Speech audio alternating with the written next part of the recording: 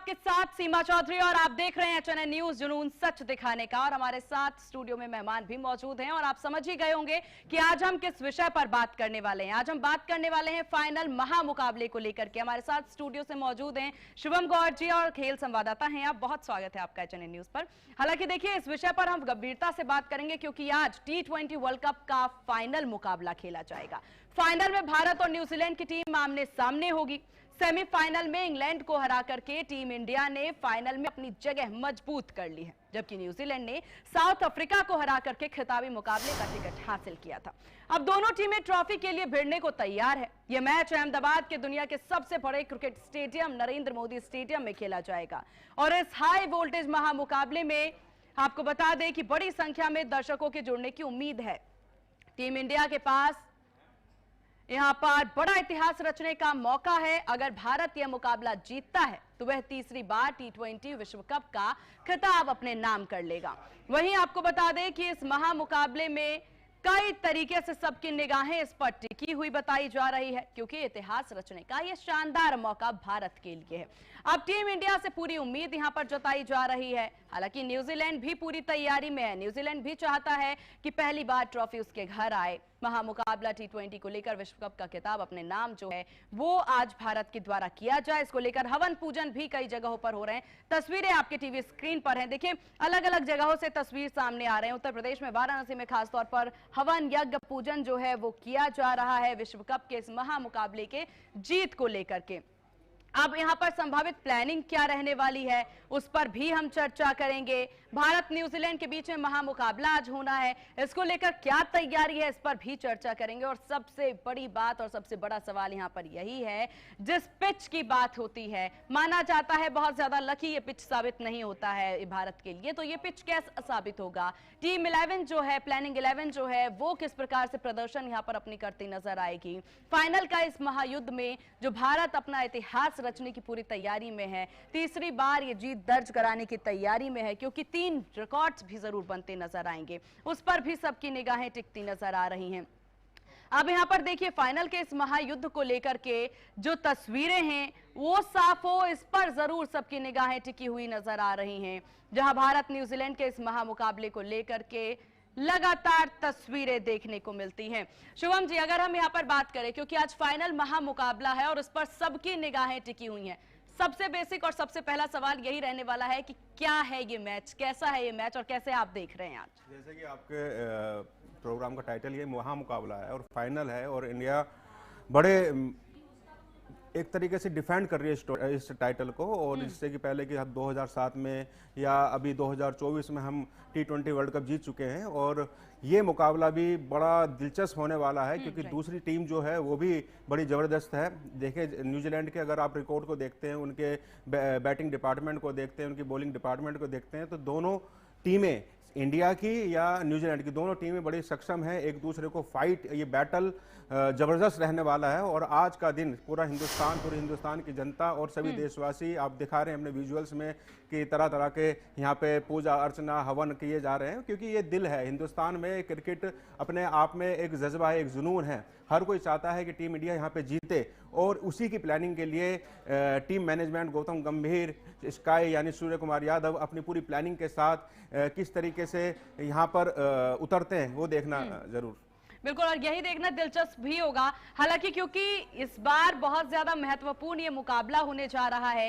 Planning 11 का जिक्र शुभम हम करते नजर आ रहे हैं। अब ये प्लानिंग 11 जो है, इस प्लानिंग 11 को लेकर के जरा हमें आप समझाइएगा, किस तरह का प्रदर्शन और क्या कुछ उम्मीद प्लानिंग 11 से।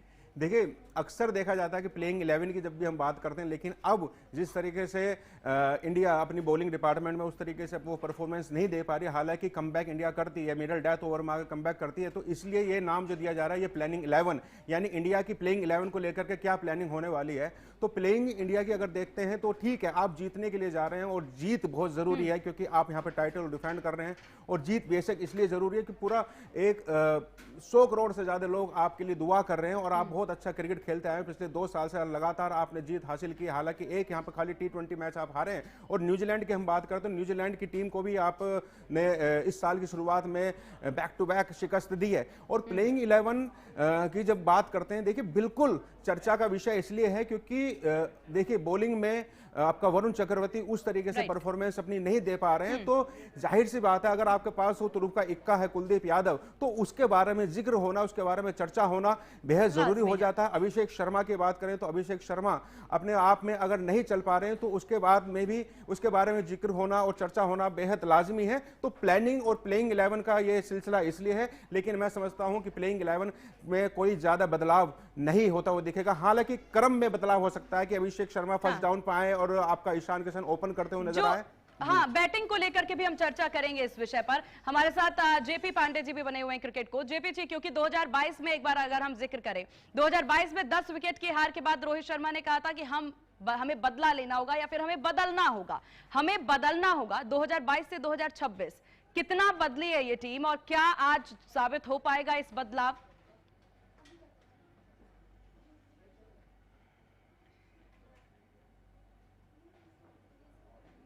आप म्यूट हैं सर, खुद को अनम्यूट करें। जी, अभी आवाज आ रही है सीमा जी? हेलो। जी जी जी, कहिए। जी, इंडिया टीम 2022 से जो प्रदर्शन करते आ रही है, बहुत ही अच्छा प्रदर्शन है उनका। और हालांकि अभी नंबर 1 पोजीशन पे हर क्षेत्र में इंडिया नंबर 1 पोजीशन पे है, तो उनका प्रदर्शन कंटिन्यूअस अच्छा चलते आ रहा है। तो मुझे उम्मीद है कि वो प्रदर्शन जारी रहेगा। और कोई प्लेयर्स बदलते रहते हैं, लेकिन उनका परफॉर्मेंस इंडिया की तरफ से हमेशा ही अच्छा रहा है, और जिसकी वजह से टीम इंडिया हमेशा मजबूत रही है अपने प्रदर्शन में।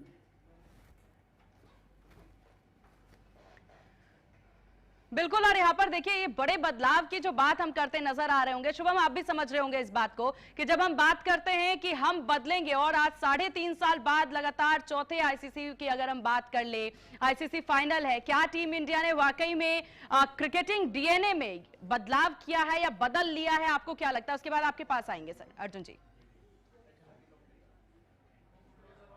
जी जी शुभम कहिए।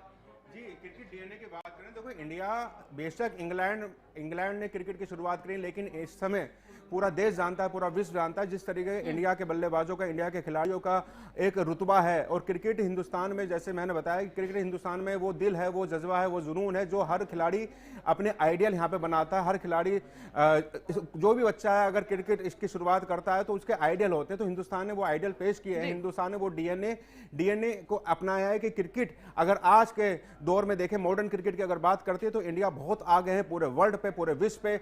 इंडिया का एक अपना एक अलग मुकाम है। और यही बदलाव की उम्मीद जो है वो भी की जा रही थी, और ऐसे में कई ऐसे शानदार प्लेयर्स का एड ऑन होना, ये भी एक बड़ी बात यहां पर मानी जाती है कि जिस तरीके से बड़े बड़े खिलाड़ियों ने दूसरे खिलाड़ियों को, नए खिलाड़ियों को अर्जुन जी मौका दिया है। फिर चाहे यहां पर संजू सैमसन की बात हो या फिर अभिषेक शर्मा जैसे निडर ओपनर्स का आना, क्या पुराने सेफ क्रिकेट वाले डर को खत्म करने की दिशा में एक बड़ा कदम था? जी बिल्कुल, इसमें ना हमें देखना होगा कि जैसे आईपीएल शुरू हुआ उसके बाद से ही मुझे लगता है ये बदलाव आना शुरू हुआ। और हम जो पूरा प्रोसेस देखें, बीसीसीआई अपना काम करती है, सिलेक्टर्स अपना काम करते हैं, वो आगे के अगले 2 या 3 साल की प्लानिंग करते हैं। एंड मुझे लगता है कि जो बड़ा बदलाव आया वो गौतम गंभीर जब से कोच बने हैं, उनका एक अपना अलग माइंडसेट है। तो उसके बाद उन्होंने जो टीम को बांधना शुरू किया, टीम की प्लानिंग करी, उनको किस प्लेयर को कब खिलाना है, किस तरह मौका देना है, तो वो एक बहुत इंपॉर्टेंट रोल था। और जो उनको रोल चाहिए था, जो उन्हें अचीव करना था, आई थिंक आज वो फाइनल खेल के उन्होंने अचीव किया और पूरे विश्व को दिखाया कि जो उन्होंने प्लानिंग की थी, कई बार उनको आलोचना भी सहनी पड़ी, बट उसके बाद भी मुझे लगता है कि बहुत अच्छा किया गौतम गंभीर ने, कैप्टन सूर्य कुमार यादव ने, and fully backed by BCCI. तो ये एक कंप्लीट टीम एफर्ट था जिसकी वजह से आज जो हम रिजल्ट देख रहे हैं वो उसका नतीजा है। चलिए ठीक है, यहाँ पर एक छोटे से ब्रेक का वक्त हो चला है। ब्रेक के बाद हम आएंगे और बात करेंगे कि आज जो महत्वपूर्ण मैच महामुकाबला होना है उसमें किस प्रकार का प्रदर्शन रहने वाला है, क्या उम्मीद की जाए, किस प्रकार के प्रदर्शन की उम्मीद की जाए, ट्रॉफी को लेकर के क्या रणनीति बनाई जाए, सब पे विस्तार से जानकारी साझा करेंगे। फिलहाल रुकेंगे एक बहुत छोटे से ब्रेक के लिए, जल्द होंगे हाजिर। देखते रहिए आप HNN न्यूज, जुनून सच दिखाने का। और ब्रेक के बाद एक बार फिर से स्वागत है, आप देख रहे हैं HNN न्यूज, जुनून सच दिखाने का। बात फाइनल महामुकाबले को लेकर के कर रहे हैं और फाइनल महामुकाबले पर सबकी निगाहें टिकी हुई हैं, इसीलिए अब बात होगी पिच की, स्कोर की और यहाँ पर तमाम प्लेयर्स को लेकर के ही। तो चलिए शुरुआत कर लेते हैं सबसे पहले कि आज जो ये महामुकाबला, शुभम जी आप ही से शुरुआत करेंगे, ये जो महामुकाबला होना है, इस महामुकाबले में अगर स्कोर की बात करें तो क्या उम्मीद की जा सकती है, किस तरह का रन, किस तरह का स्कोर? देखो, सबसे महत्वपूर्ण तो होता है कि टॉस किसके पक्ष में जाता है, क्योंकि और टॉस के बाद भी हम देखना होगा कि आज का जो विकेट है वो किस सोइल पे भी आप आज का मैच देखने को मिल रहा है। क्या वो ब्लैक सोइल है या क्या वो रेड सोइल पे ये मैच होने वाला है, क्योंकि बड़ा इम्पैक्ट हो जाता है। अगर ब्लैक सोइल पे है तो यहाँ पे आपका टॉस बड़ा इंपॉर्टेंट हो जाता है कि आप पहले टॉस जीत करके क्या बल्लेबाजी लेंगे या चेस करने के लिए जाएंगे। साथ में आप अपने रिकॉर्ड्स को भी देखेंगे कि अहमदाबाद किस तरीके से यहाँ पर रिएक्ट करता है। तो ये सारे पहलू होंगे, लेकिन मैं समझता हूँ अगर स्कोर की बात है तो जितना मैक्सिमम हो उतना जाए, क्योंकि आज आपके पास पूरा मसल पावर दिखाने का मौका भी है और दस्तूर भी है। और इंडिया जिस तरीके से करता है और लगातार टीम, अगर बैटिंग की बात करें तो बैटिंग डिपार्टमेंट में पिछले मैच में, फाइनल में, सेमीफाइनल में आप देखें, उससे पहले वेस्टइंडीज के साथ आप देखें, छोटे छोटे इंपैक्ट रन हर किसी प्लेयर के आए हैं। जैसे आप ईशान किशन की बात करें, बेशक अभिषेक के रन नहीं आ रहे, ईशान किशन की बात करें, इंपैक्ट पारी उन्होंने खेली। हार्दिक पांडे की आप देखें सूर्य कुमार यादव की छोटा सा स्टार्ट मिलता है लेकिन कन्वर्ट नहीं हो पा रहा, लेकिन आज उनका बल्ला भी चलता हुआ हमें जरूर चाहिए। साथ ही संजू सैमसन जिस तरीके से बेहतर फॉर्म में हैं और लगातार बैक टू बैक उन्होंने लगभग 90 और 97 और 89 रन बनाए हैं, तो ये सारा महत्वपूर्ण होने वाला है। क्योंकि अगर आप पहले टॉस जीतते हैं और बैटिंग के लिए जाते हैं तो आपको अपना मैक्सिमम जाना चाहिए कि आप 250 तक जाएं या 260 बनाए, 240 बनाए, आपको मैक्सिमम जाना पड़ेगा। आपने 250 के आंकड़े का जिक्र किया, मुझे कल का प्रेस कॉन्फ्रेंस याद आ गया सूर्य कुमार यादव का, जब वो कहते नजर आए थे कि न्यूजीलैंड के कैप्टन कह के गए कि हम 250 रन बना लेंगे, हम इतना रन बना लेंगे, तो कहते नजर आ रहे हैं कि झूठ बोल रहे हैं, वो इस तरह के आंकड़े पार ही नहीं किए जाएंगे। हालांकि आएंगे आपके पास जेपी सर, क्योंकि यहाँ पर जब बात हो रही है बैटिंग को लेकर के, आज के इस पिच पर माना जा रहा है कि बैटिंग उम्दा हो सकता है और टीम इंडिया के पास बैटिंग को लेकर के क्या नजरिया, कैसे प्लेयर्स, किनको पहले उतारे? देखिए, अभी तक मतलब टीम इंडिया ने पिछले दो मैच खेले हैं, उसमें काफ़ी अच्छा प्रदर्शन रहा बैटर्स का। तो मुझे उम्मीद है कि इस मैच में भी ये लोग काफ़ी अच्छा बैटिंग करने का मतलब कर सकते हैं। तो मुझे लगता है कि अगर ईशान किशन अगर ओपन करे संजू सैमसन के साथ तो ज़्यादा बेहतर साबित हो सकता है। और मुझे उम्मीद है कि हो सकता है कि अगर अभिषेक शर्मा को रेस्ट करके अगर रिंकू सिंह को उसकी जगह पे लाया जाए तो टीम में एक डेप्थ आएगा बैटिंग का। और तो यानी मुझे लगता है कि ईशान से ओपनिंग कराना चाहिए और यहाँ पर बदलाव भी, प्लेयर में बदलाव भी होना बहुत ज्यादा जरूरी है। अर्जुन जी, आपको क्या लग रहा है इस पे? जी मुझे जो मैंने पढ़ा उसके हिसाब से मुझे ये समझ आया कि जो अहमदाबाद की विकेट है आज वहाँ पे रेड सॉइल और ब्लैक सॉइल का मिक्सचर आज वहाँ पे हमें मिलने वाला है। और विकेट कुछ कोशिश है कि बैटिंग ट्रैक रहे, बिकॉज पहले जितने अहमदाबाद मैच हुए थोड़ा स्लो विकेट रहता है। और अगर हम बैटिंग की बात करें तो मैं इस बात से सहमत हूँ कि ईशान किशन को आज ओपन कराना चाहिए, अभिषेक शर्मा को रेस्ट करना चाहिए, बिकॉज बड़ा मुकाबला है। हम चाहेंगे कि जो प्लेयर्स फॉर्म में हैं, जो पॉजिटिव हैं ज्यादा, उनको आज मौका मिले। रिंकू सिंह जरूर ऐड होना चाहिए टीम में, एंड मेरे हिसाब से वरुण चक्रवर्ती की जगह आज जरूर कुलदीप यादव को खिलाना चाहिए। कुलदीप यादव। हालांकि देखिए शुभम, बार बार सॉइल की जरूर बात हो रही है कि काली मिट्टी लाल मिट्टी के साथ जो पूरा पिच तो रेडी किया जा रहा है, जो कि बैटिंग के लिए बहुत अनुकूल है और भारतीय टीम के लिए बहुत अनुकूल माना जा रहा है। क्या है इसके पीछे की थ्योरी?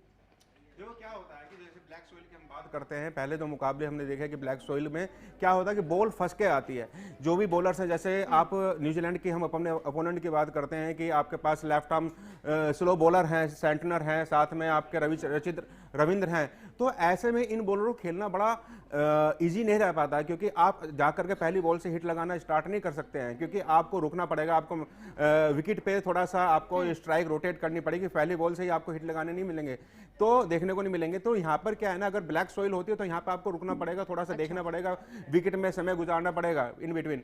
लेकिन अगर हम जैसे कि बात करते हैं रेड सॉइल की, तो रेड सॉइल में क्या है ना, बॉल एकदम आपके बैट पे आता है, बाउंस अच्छा होता है वहां पे, और साथ ही लेकिन इससे भी इतर अगर जैसे हमने बात करी बॉलिंग की कि इनका विकेट का आपका ब्लैक सॉइल है, आपका रेड सॉइल है, लेकिन इसके बाद भी जो मेरिट पे जो बॉल डालेगा, जो अपने नर्व्स को कंट्रोल करेगा, जैसे करके दिखाया आपने जसप्रीत बुमराह ने, अपने स्किल सेट पे बिलीव करेगा, तो डेफिनेटली कोई भी विकेट हो, यहाँ पर गेम जो है वो गेम है आपका स्किल सेट का, यहाँ पे गेम आपके कॉन्फिडेंट का, यहाँ पे आपका गेम है सेल्फ बिलीफ का, तो ये जरूर देखा जाएगा। लेकिन थ्योरी यही रहती है, अगर ब्लैक सॉइल है या रेड सॉइल है तो इसका यही मायने है। लेकिन इंडिया की टीम अक्सर खेलती आई है, क्योंकि इंडिया के जगह जगह पर मैचेस होते हैं, जैसे महाराष्ट्र में देखें तो रेड सॉइल है, तमाम अलग अलग विकेट पे इंडिया की टीम बड़े अच्छे से मतलब अनुभव है, तो इजीली उसको मेंटेन कर लेगी। लेकिन अपने जो अपोनेंट हैं, उनके जो स्पिनर हैं,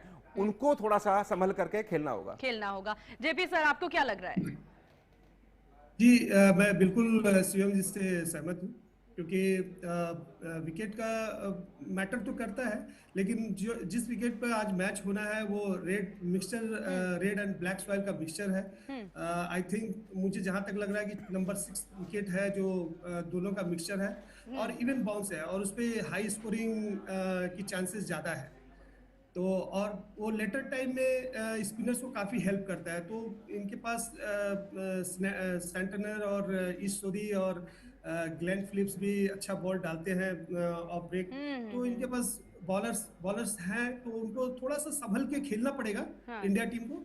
और तो हमारे पास बैटिंग के लिए भी तो अच्छे प्लेयर्स हैं। बिल्कुल हमारे बहुत अनुभवी बैट्समैन हैं, हमें उससे स्पिनर से कोई प्रॉब्लम नहीं है, बट फिर भी क्रिकेट है, अनसर्टेन गेम है। सही। पीछे मैच देखिए, यही न्यूजीलैंड टीम 150 का आंकड़ा पार नहीं कर पा रही थी, और वो 12 ओवर में साउथ अफ्रीका जैसे दिग्गज टीम को 12 ओवर में मैच खत्म कर दिया उसने। तो वेरी अनसर्टेन गेम है, तो इसलिए इसमें कुछ नहीं बोला जा सकता कि कब कौन प्लेयर कब हावी हो जाए।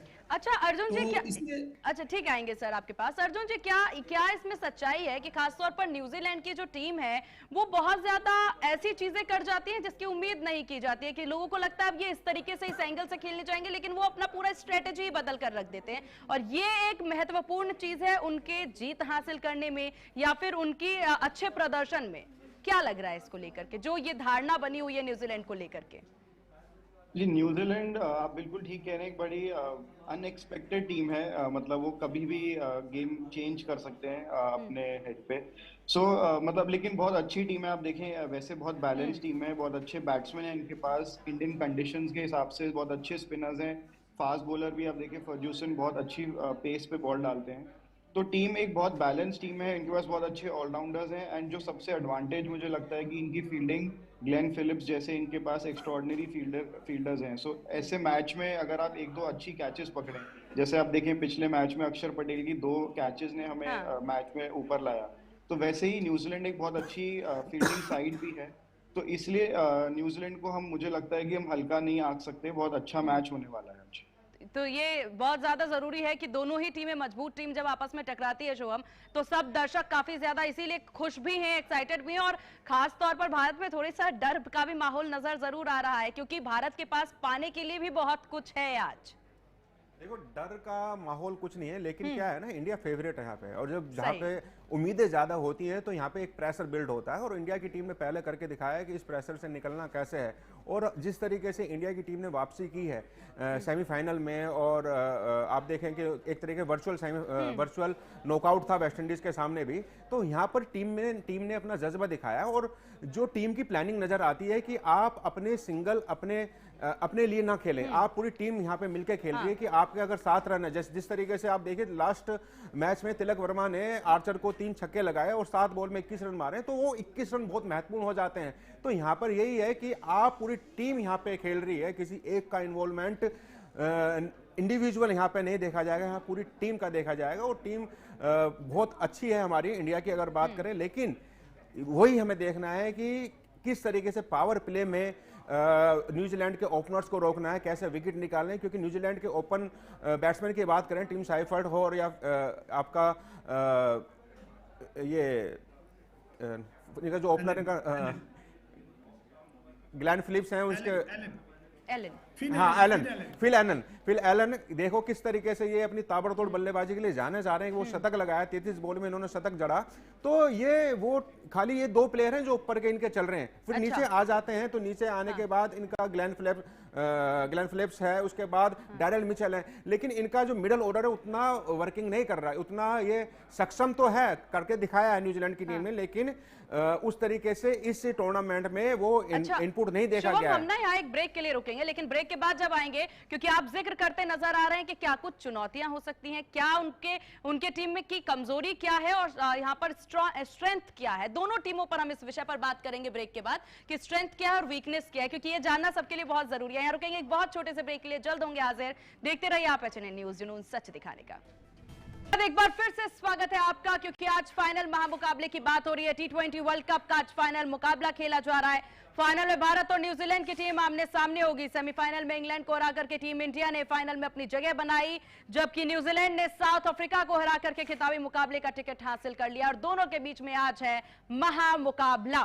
ब्रेक से पहले शुभम हम बात कर रहे थे कि किस प्रकार से स्ट्रेंथ और वीकनेस क्या क्या रहने वाली है टीमों की, तो उसी से शुरुआत हम कर लेते हैं। सबसे पहले बात टीम इंडिया के स्ट्रेंथ को लेकर के करते हैं। दोनों ही टीमों के स्ट्रेंथ को बताइए जरा आप, फिर आते हैं आप तमाम मेहमानों के पास। क्या है ना सीमा, दोनों टीम का स्ट्रेंथ को अगर हम देखते हैं तो डिपार्टमेंट वाइज जाना पड़ेगा। अगर आप देखें कि बैटिंग डिपार्टमेंट में टीम इंडिया को तो अभिषेक शर्मा का बल्ला नहीं चल रहा, वो सक्षम है बड़े बड़े हिट मारने के लिए, पहली बॉल से हिट करते हैं, लेकिन इस टूर्नामेंट में अभी तक उनका बल्ला नहीं चल पाया। लेकिन उन्हीं के साथ देखें संजू सैमसन ने जिस तरीके से 2 मैचों में कमबैक करा है, बड़ी जिसके चलते ही इंडिया फाइनल में आई है, मैं ये भी कह सकता हूँ। हालांकि और टीम मेंबर्स का भी काफ़ी इसमें इन्वॉल्वमेंट रहा है, काफ़ी उनका इनपुट रहा है, काफ़ी उनका उस तरीके से देखा गया है। लेकिन साथ साथ संजू सैमसन अच्छी फॉर्म में है, ईशान किशन अच्छी फॉर्म में है, ईशान किशन अपनी इम्पैक्ट पारी दे रहे हैं।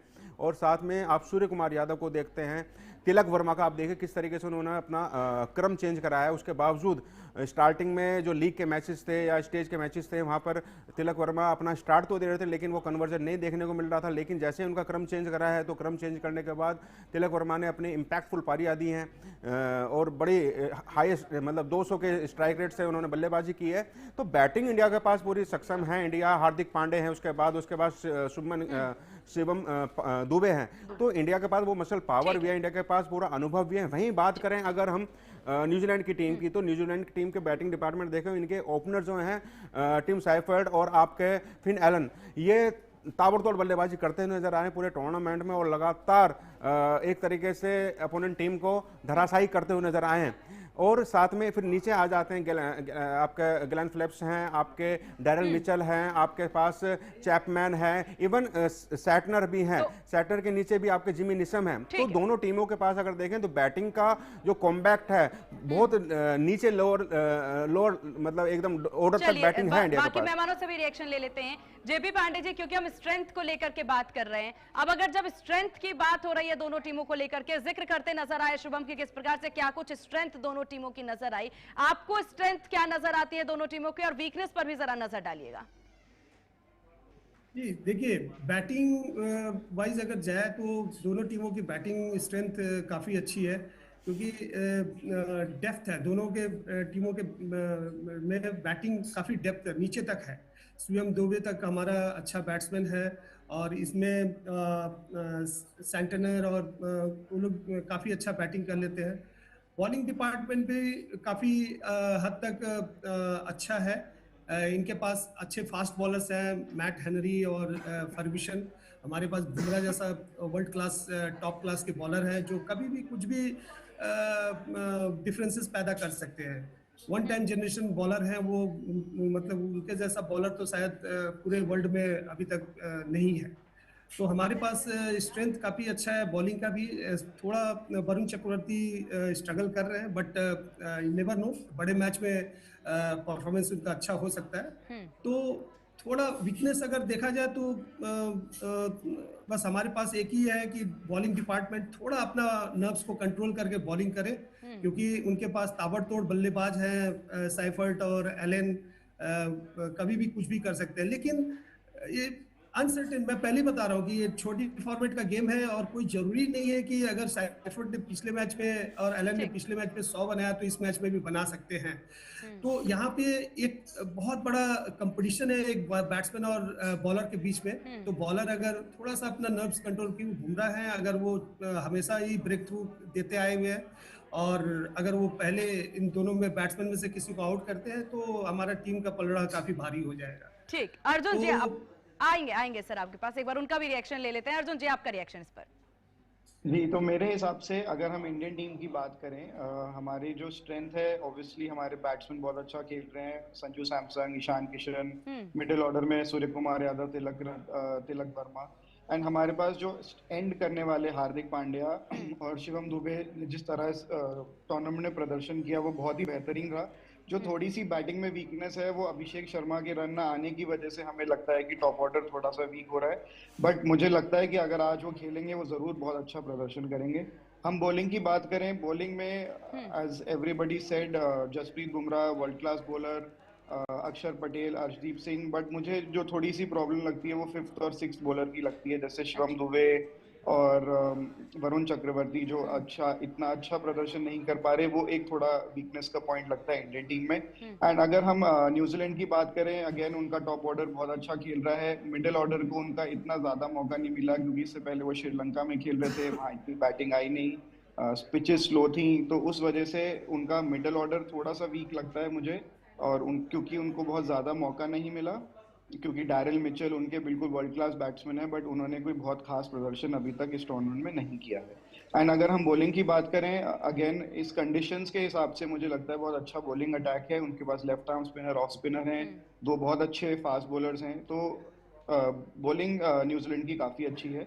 सो बहुत ही बैलेंस्ड मुकाबला है। मुझे लगता है कि जो नर्व्स पकड़ के रखेगा और जो जिसको स्टार्ट अच्छा मिलेगा इस मैच में, वो जरूर इस मैच को अच्छा, जीतेगा। स्टार्ट शुभम देखिए इंपॉर्टेंट है, और हालांकि हम क्योंकि स्ट्रेंथ वीकनेस की बात करें, स्पिनर, विकेट कीपर, इन तमाम जो खिलाड़ी हैं उन सभी को लेकर के क्या क्या भूमिका रहने वाली है, किस प्रकार से ये न्यूजीलैंड और भारत दोनों के बीच में मुकाबला रहने वाला है?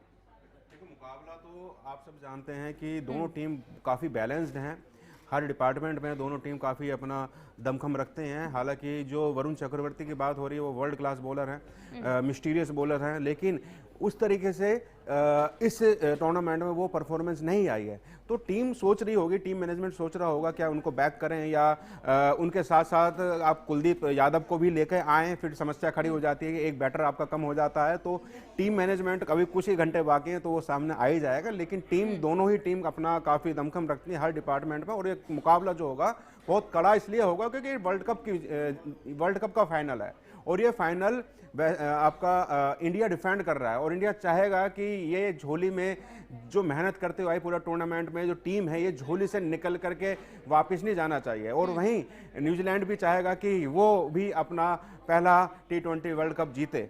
ठीक, एक छोटा सा रिएक्शन आप तीनों से लेना चाहेंगे, क्योंकि यहाँ पर देखिए आंकड़े ये कहते हैं कि यहाँ पर पहले बैटिंग करने वाली टीम 8 बार जीती है। क्या टॉस जीतकर पहले बल्लेबाजी करना विनिंग मंत्र हो सकता है? एक रिएक्शन सभी से। अर्जुन जी आप ही से शुरुआत। मुझे लगता है क्योंकि एक बहुत बड़ा मैच है एंड चेस करने में प्रेशर हमेशा रहता है, तो मेरे हिसाब से टॉस जीत के बैटिंग करनी चाहिए। एक अच्छा टोटल मुझे लगता है इस ग्राउंड पे 190 से 210 के बीच में कहीं अगर बन जाए तो एक बहुत अच्छा टोटल रहेगा, और जो टीम अगर इंडिया पहले बैटिंग करती है, इस टोटल पे पहुंचती है, तो हम जरूरी डिफेंड करेंगे। चलिए ठीक है, जेपी सर। जी, हमेशा से, क्योंकि अगर जो टीम पहले बैटिंग करती है वो इसमें एवरेज 190 प्लस स्कोर तो होता ही है, 200 तक पहुंचता ही है। तो और लेटर टाइम में जो बॉलिंग करता है वो ड्यू फैक्टर रहता है, अंडर द लाइट बॉलिंग करना पड़ता है, तो वो थोड़ा सा मैटर करता है। तो इसलिए जो टीम टॉस जीतेगी वो हमेशा बैटिंग के लिए जाएगी और एक अच्छा टारगेट अपोनेंट को देगी चेस करने के लिए। शुभम आपको क्या लगता है, विनिंग मंत्र साबित होगा ये? बिल्कुल विनिंग मंथ साबित होगा। जो भी टीम अगर टॉस जीती है तो वो बैटिंग के लिए जाए और बड़ा स्कोर खड़ा करके दे, टारगेट दे, क्योंकि ये बड़ा मैच है, बड़ी भिड़ंत है और वर्ल्ड कप का फाइनल है। यहाँ पे प्रेशर होगा, दर्शकों का प्रेशर, पूरा वर्ल्ड ये मैच ये देख रहा है। तो इस प्रेशर को के सामने बस ये है कि जाएं, रॉक करें, पॉजिटिविटी के साथ खेलें। दोनों टीम के लिए बहुत बहुत विशेष। चलिए, आप सभी का बहुत शुक्रिया एचएनएन को अपना कीमती वक्त देने के लिए और इस चर्चा में शामिल होने के लिए। तो आज क्या होने वाला है फाइनल महामुकाबला, इस पर सबकी निगाहें टिकी हुई हैं और भारत जीते यही उम्मीद हमारी और सबकी यही रहने वाली है। फिलहाल इस खास पेशकश में हम रुकेंगे एक बहुत छोटे से ब्रेक के लिए, जल्द होंगे हाजिर। देखते रहिए आप एचएनएन न्यूज़, जुनून सच दिखाने का।